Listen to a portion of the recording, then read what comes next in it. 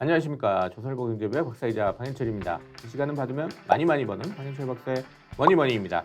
투자 전략 전문가, 자산운용 전문가, 그리고 증권가의 고수들을 모시는 시간입니다. 오늘은 샌드 타이거 샤크 박민수 작가와 함께 이야기를 나눠보도록 하겠습니다.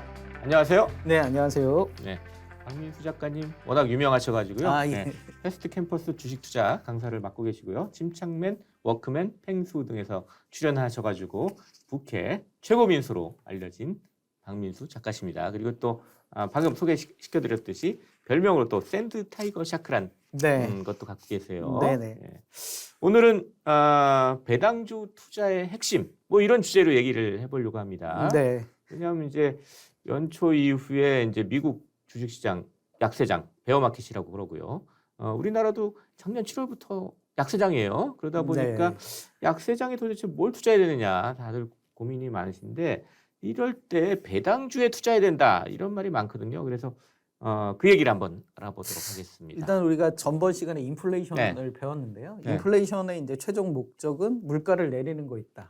물가를 내리다 보면 경기가 침체가 되고 경기가 침체가 되면 결국 어떤 기업들의 실적도 좀 악화가 되고요. 그러다 보면 우리가 안정적으로 주가를 유지하면서 배당을 주는 기업들 그리고 두 번째로는 정책주들에 대한 포커스들을 좀 갖출 필요가 있거든요. 그래서 정책주와 함께 이 배당주가 이 인플레이션에 대한 대책, 금리 인상과 어떤 경기 침체의 어떤 해결책으로 필요한 그런 섹터들이 아닌가라는 생각이 들고요. 약세장에 우리가 배당주를 왜 관심을 가져야 되느냐? 첫 번째로는 무엇보다 배당을 준다는 거죠. 꾸준히 배당이 나온다는 거죠. 10%씩 배당을 받으면 한 10년만 기다리면 투자 원금을 그대로 가져가는 거죠. 그래서 내가 주식을 샀는데 반토막이 났다. 그래도 배당만으로 그 50% 손해를 메꿀 수 있다라는 점이 가장 큰 장점이 될 것 같고요. 배당이 나온다. 배당주는. 그렇죠.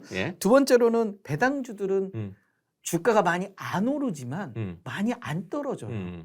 그러다 보니까 안정적으로 적정 주가가 계속 유지가 되더라. 방어할 수 있는 그렇죠. 능력이 있다. 우리가 대표적인 고배당주이자 이 주가가 항상 일정 바운더리를 유지하는 대표적인 종목이 KTNG거든요. KTNG의 주가를 보면 정말 지루할 정도로 횡보를 해요.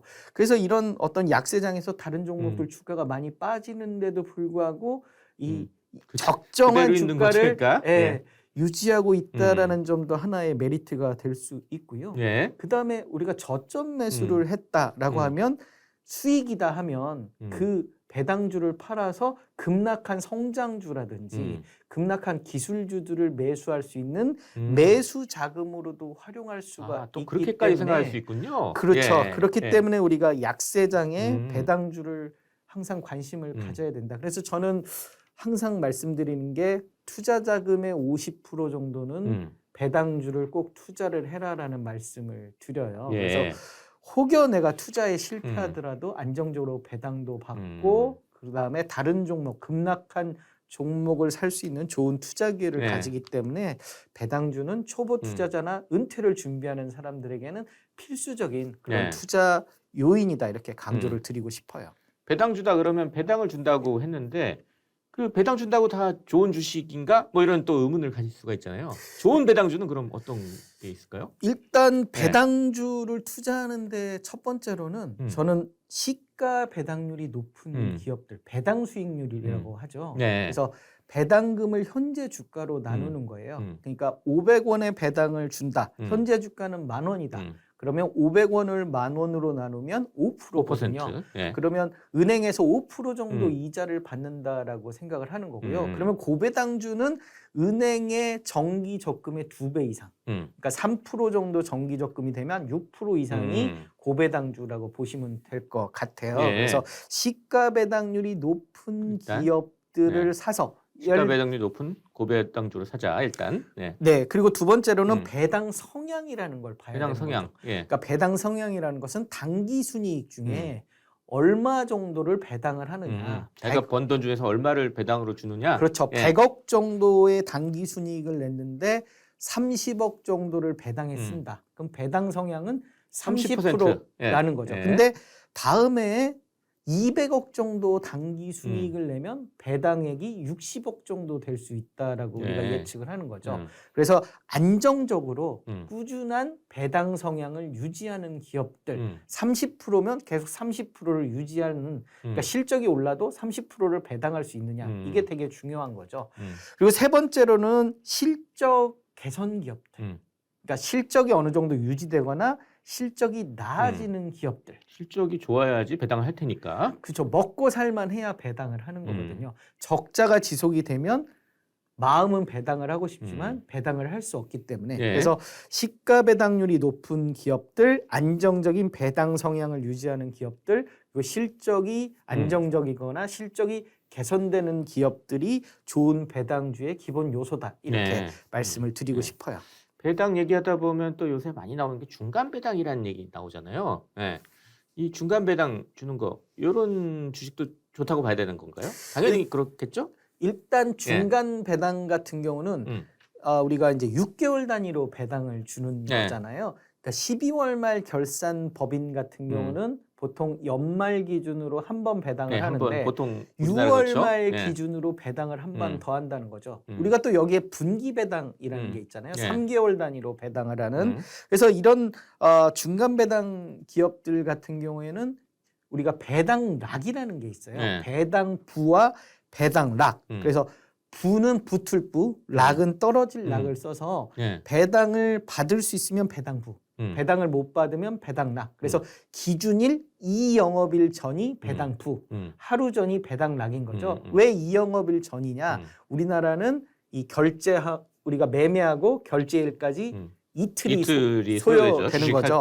그러다 보니까 우리가 배당락 효과라는 게 있잖아요. 뭐냐면 배당을 못 받다 보니 배당락 이후에는 주가가 이렇게 떨어지는 거죠. 그러니까 배당을 받으려고 배당부까지는 주가가 오르고 배당락 이후에는 주가가 떨어진다는 거죠. 그렇다라고 하면 배당락 이후 한 2, 3주, 최대 한 달 정도에는 주가가 재미가 없는 거죠.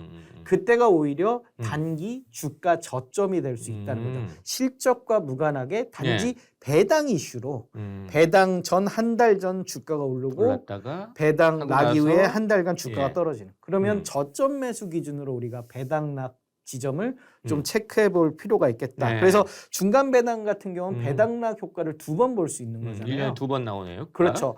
분기 배당은 4번의 배당락 이슈들이 있기 때문에 저점 매수 관점의 어떤 기회가 2번 주어진다라는 측면에서 중간 배당의 어떤 메리트가 있는 거고요. 또 이 배당까지 기다리는데 지루하잖아요. 근데 중간중간 이렇게 배당을 하기 때문에 안정적으로 배당을 받으면서 갈 수 있다라는 점도 중간 배당의 매력인데요. 하지만 가장 중요한 건 시가 배당률이 높아야 돼요. 중간 배당을 한다 하더라도 시가 배당률이 낮다면 배당의 메리트 그리고 배당락 효과도 그렇게 크지 않거든요. 찔끔찔끔 해봤자 뭐 많이 하는 게 의미가 없고 그렇죠. 많이 해야 된다. 그렇죠. 그래서 중간 배당의 매력도 있지만 포커스는 시가 배당률이 높은 그런 고배당주가 좀 더 매력적인 이슈가 있다. 이렇게 말씀을 드릴 수가 있어요. 또 배당에 또 하나 이슈가 우선주라는 게 있잖아요. 배당을 더 많이 주는 주식 똑같은 이름이 똑같은데 물론 삼성전자가 있지만 삼성전자 우선주는 삼성전자보다 좀 원래 주식보다 배당을 조금 더 해주는 뭐 이런 주식인데 요건 어때요? 그렇죠. 우선주는 가장 큰 특징이 주식수가 적거든요. 주식수가 적다 보니까 품절주 테마가 일어날 수가 있어요. 품절주 테마요? 그러니까 품절주라는 건 사고 싶어도 못 사는 거죠. 왜냐? 주식수가 적으니까. 대표적인 게 우리가 품절주 이슈가 있는 게 스펙. 그 스펙은 사실 2,000원의 공모가를 형성하고 3년 내에 비상장 기업을 M&A 뭐 하는 해야지 우회 상장이 되는 거죠. 페이퍼 컴퍼니잖아요. 그래서 그 비상장 회사를 M&A 하기 전까지는 특별하게 가치가 있는 회사는 아니거든요. 근데 갑자기 이렇게 급등을 하는 그런 스펙 급등 현상이 일어나는데 그 이유는 이제 주식수가 적어서 그래요. 그래서 누군가 사놓고 이걸 안 팔다 보면 이게 쏠림 현상이 나는 건데 우선주도 마찬가지인 거죠. 어떤 호재 이슈가 발생이 되면 굉장히 급등을 하는 그런 특징들. 그래서 과거에 우리가 남북 경협 이슈가 한참 활성화됐을 때 그 남북 경협 우선주들이 한 10배씩 올라가고 막 보통주는 뭐 한 30, 40% 올랐는데 우선주는 10배까지 올라가는 네. 이런 품절주 효과가 있거든요. 음. 그래서 시가총액이 작은 우선주들이 더더욱 그런 이벤트들에 강하거든요. 배당을 더 많이 받는다 이것도 있지만 그런 품절주 이벤트도 있다. 그래서 어떤 호재 이슈가 있을 때 네. 보통주보다 강한 그런 주가 상승의 효과가 있기 때문에 저는 우선주가 있다고 하면 보통주와 함께 우선주를 조금 같이 사는 그런 점들도 좋지 않을까라고 생각을 하고요. 두 번째로는 아무래도 우선주들은 주주총회에서 의사결정 권한이 없어요. 그러다 보니 배당을 한 1% 정도 더 주는 그런 특징들을 보여주거든요. 그리고 보통 우선주들이 보통주보다 주가가 좀 낮아요. 그런데 배당액이 비슷한 경우들이 있어요. 대표적인 게 이제 현대차인데요.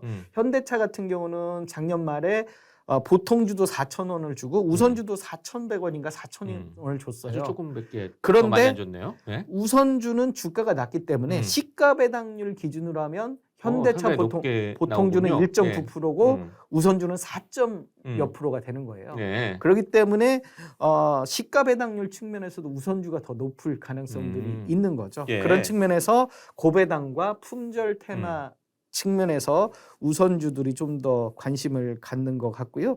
대표적인 게 우리가 증권주들이 지금은 우리가 이 하루 거래액이 좀 낮아지면서 증권주들이 좀 어려움을 겪고 있는데요. 증시가 좀 활성화되고 이 좀 붐이 일어나면 증권주들이 상승을 하거든요. 그리고 증권주들이 대표적인 고배당주들이에요. 근데 증권주들은 우선주들을 많이 갖고 있거든요. 그래서 만약에 그 고배당 이슈가 있다라고 하면 증권 우선주들, 증권주의 그 우선주들도 한번 관심을 가져볼 필요가 있는 거죠. 배당주를 살 때 시기가 따로 있어요. 아까도 뭐 배당락, 배당부 얘기도 했지만 미국 같은 데는 배당 시즌 같은 게 없다고 그러긴 하던데요.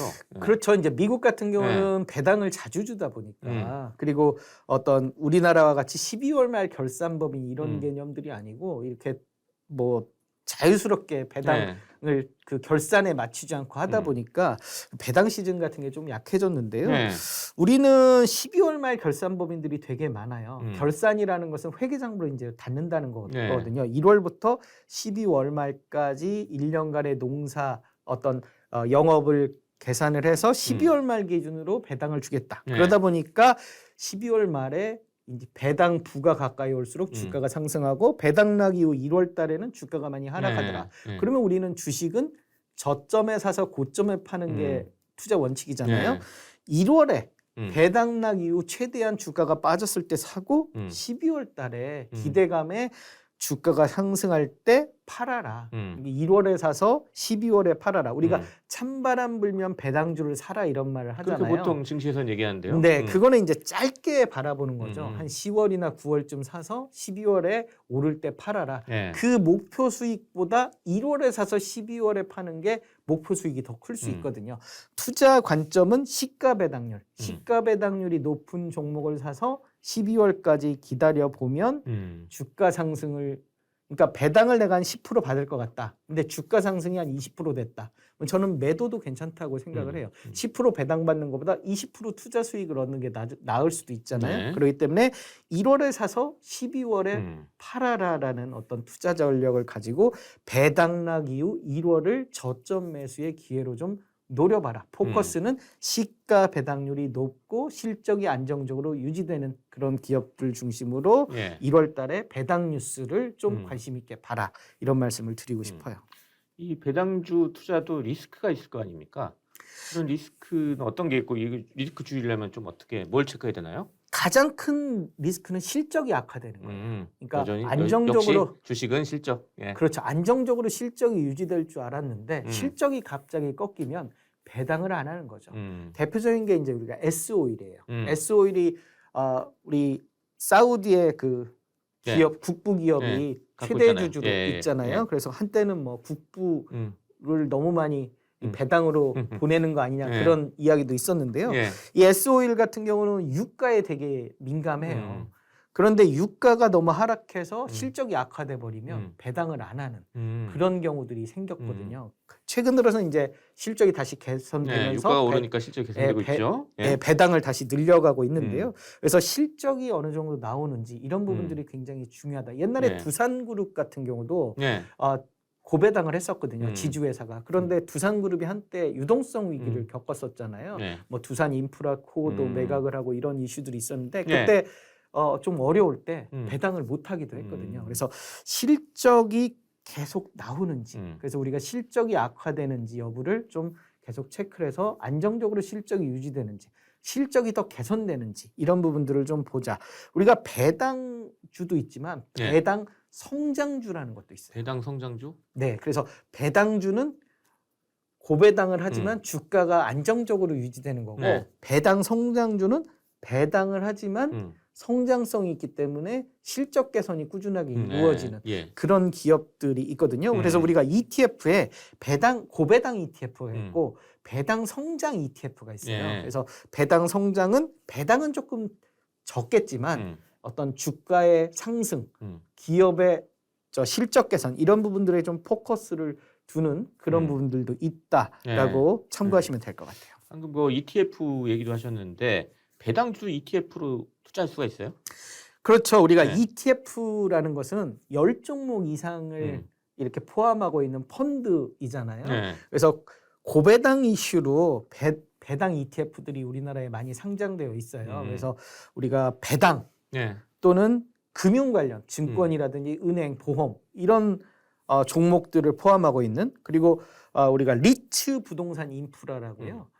리츠라든지 부동산 그런 이 맥쿼리 인프라라든지 이런 것들을 담고 있는 ETF들이 대표적인 고배당 ETF가 아닌가라고 말씀을 드려요. 그래서 우리가 배당 또는 뭐 금융, 증권 또 뭐 리츠 이런 식으로 검색을 해서 ETF 종목에서 검색을 해서 우리가 찾아보고 사실 그 고배당 ETF에 직접 투자하는 방법도 있고요. 또 고배당 ETF에 들어있는 상위 종목들이 사실 고배당주들이거든요. 그런 종목들이 어떤 건지 우리가 한번 확인해서 그런 개별 종목도 좀 투자해 볼 수 있는 그런 기회가 되는 거죠. 개별 종목이 좀 리스키하다 이렇게 생각하시는 분들은 ETF를 통해서도 투자를 할 수 있겠네요. 그러니까 ETF의 가장 큰 특징은 상장 폐지가 웬만해서는 안 된다는 거죠. 개별 종목은 실적이 악화되면 상장 폐지가 되는데 이 ETF 같은 경우는 1년에 한두 번 정도 종목 구성을 바꿔줘요. 그래서 실적이 악화되는 기업들은 좀 빼거나 뭐 상장 폐지 우려가 있는 종목들은 빼기 때문에 가장 안전한 종목들을 넣어놓고 상장 폐지가 없기 때문에 추가 매수 전략이 좋아요. 그러니까 내가 10,000원에 샀는데 8,000원, 뭐 6,000원, 4,000원 되면 추가 매수해서 매수 단가를 낮춰가면서 가장 안정적으로 투자하고 또 고배당을 받을 수 있는 그런 두 가지 특징을 누릴 수 있겠다라고 말씀을 드릴 수 있겠어요. 마지막 질문은 이제 좀 일반적으로 이제 좀 묶어가지고 지금 약세장이잖아요. 이번 약세장에서는 좀 목표 수익률 좀 낮춰라 이렇게 얘기를 하는데 뭐 배당주 포함해가지고 이 투자할 때 목표 수익률을 좀 어느 정도로 좀 두는 게 좋을까요? 사실 목표 약세장에서 우리가 수익을 내겠다 하는 게 실은 쉽진 않아요. 그러니까 수익보다는 잃지 않겠다라는 점에 좀 포커스를 둬야 될 것 같고요. 두 번째로는 합리적인 추가 매수 전략이 좀 필요하겠다. 그래서 내가 성장주에 좀 배팅을 했는데 성장주 같은 경우 금리 인상에 가장 큰 타격을 받고 그다음에 주가의 변동성이 굉장히 크거든요. 그래서 이런 약세장에서 내가 손실 본 성장주들의 추가 매수 관점, 그러니까 저점 매수 관점으로 좀 접근하는 그런 측면 하나랑 그다음에 고배당주 투자를 하면서 잃지 않겠다. 그러니까 안정적으로 배당 수익을 누리겠다. 이런 측면에서 좀 접근을 해보면 어떻겠느냐라고 강조를 드리고 싶고요. 그다음에 현금을 좀 보유할 필요도 있을 것 같아요. 우리가 현금도 하나의 투자 방식이거든요. 그래서 현금도 투자다. 현금을 좀 보유하고요. 저는 스펙도 굉장한 투자 수단이 될 수 있을 것 같아요. 약세장에서. 왜냐하면 스펙은 보통 공모가 2,000원에 들어서 대부분 2,000원에서 2,100원 사이 정도 움직이거든요. 그런데 2년 6개월 안에 M&A 대상을 발표를 해야 돼요. 안 그러면 이제 관리 종목으로 넘어가고 상장 폐지 되거든요. 그런데 2,000원 돌려받을 수 있는 거잖아요. 그렇죠. 2,000원에 연 한 1% 정도 이자를 돌려받거든요. 그래서 이 스펙 같은 경우에는 지금 우리가 한 50% 정도는 M&A가 이루어졌다고 그래요. 지금 우리 기존에 나와 있던 스펙들이 그렇다고 하면 두 종목 중에 하나는 이 상장을 해왔고 상장이 어느 정도 나온다고 하면 주가가 뭐 3,000원 때로는 4,000원까지 이렇게 폭발적으로 상승하는 경향이 있거든요. 네. 적어도 2,500원 이상은 움직였단 말이죠. 그렇다라고 하면 3년 내에 한 20-30% 정도의 주가 상승을 바라보기 때문에 이 약세장에서 연 한 10% 정도의 목표 수익을 충분히 거둘 수 있는 그런, 안 되면 투자 2,000원에 연 1% 정도의 이자는 주기 때문에 네. 그래서 이 약세장에서 스펙도 좀 관심을 가져볼 필요가 네. 있지 않을까라고 생각을 들고요. 네. 저는 마지막으로 배당주를 50% 이상 담아라. 네. 약세장에서는 배당주로 안정적인 배당을 유지하면서 또 주가도 일정 부분 유지가 되는 그런 측면에서 잃지 마라의 가장 합리적인 그런 네. 배당주가 되지 않겠느냐. 네. 그리고 이런 또 실적이 악화되는 장세에서는 앞서 정책주 이야기를 했잖아요. 네. 정책주들도 좀 관심을 가질 필요가 있어요. 정책주는 정부가 이 예산을 편성을 해서 계속 밀어주거든요. 네. 그래서 새로운 정부가 우리가 출범을 했잖아요. 그래서 새로운 정부가 지금 이제 새로운 어떤 정책들을 낼 것 같고요.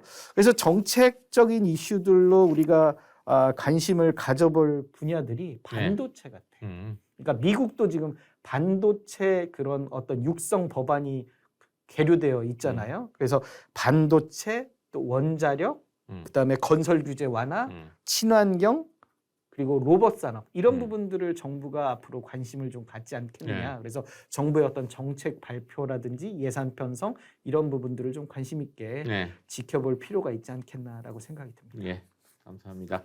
자, 이렇게 해서 오늘은 박민수 작가와 함께 배당주 투자의 핵심에 대해서 좀 알아봤고요. 마지막에 이제 전반적으로 투자 어떻게 해야 되는지까지 좀 알아봤어요. 자, 오늘 어떠셨는지 저희 시청자 구독자 여러분께 마무리 인사 부탁드리겠습니다. 네, 우리가 배당주 투자는 참 마음 편한 투자예요. 투자해놓고 시세판을 보지 않아도 되는 그런 투자이기 때문에 이 주식 투자를 하면서 특히 시장이 막 흔들리면서 이 조바심하고 불안감이 굉장히 커지는데요.